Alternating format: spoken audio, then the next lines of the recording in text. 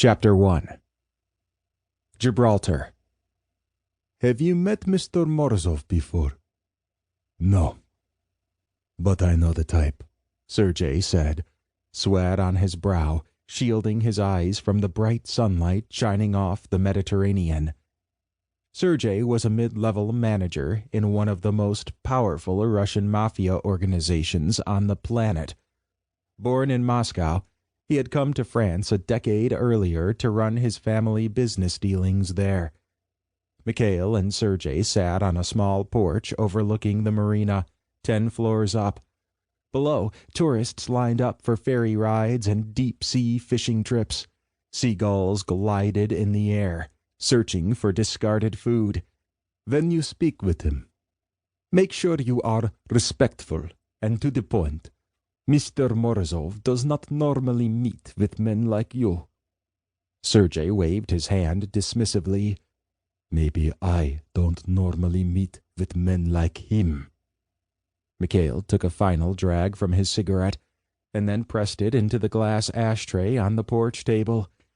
If that's how this arrogant little prick wants to play it, fine. He'll soon learn. Mikhail had seen enough of this new generation. The ex-Spetsnaz soldier was getting older, but he still was a foreboding presence. He had cut his teeth in Afghanistan as a member of the Red Army. Mikhail didn't care for men like Sergei. He would just as soon have snapped his skinny little neck for disregarding his advice like that. But working for Morozov required total discipline.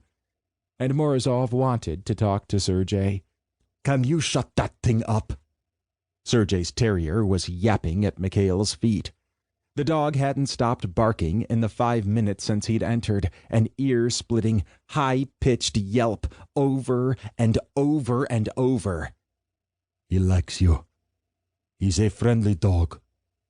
Mikhail glared at the animal, then looked down at his buzzing phone. He's coming up. Sergei shrugged. He glanced down at the gun holstered on Mikhail's right side. You like that piece? I can get you something better. Mikhail ignored him. Minutes later, Pavel Morozov entered with 2 security guards in tow, Mikhail's men. They were younger, but well-trained. They closed and locked the door behind them and remained near the entrance of the small vacation condo. Morozov stepped out onto the patio and took a seat. He was fit for a man of his age, nearing 65, and his tan skin hinted at a comfortable life in the sun.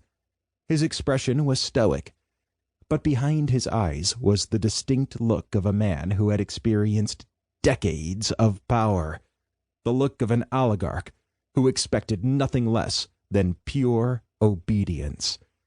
Behind those confident eyes was a master spy, one who had seized power through treachery and violence after the collapse of the Soviet Union. Sergei hadn't stood as he'd entered, and the tiny dog only intensified its bark, now aimed at Morozov.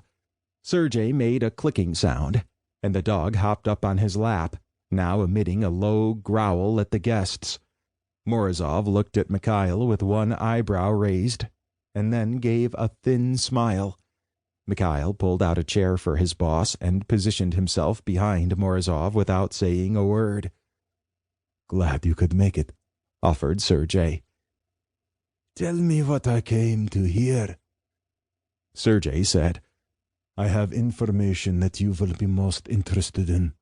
My associates and I would like to provide you with the first bid. What are you offering? Access. Access to the Fend Aerospace data center, every document they have. Their designs for aircraft, their software, their classified military programs. I can get you into their system.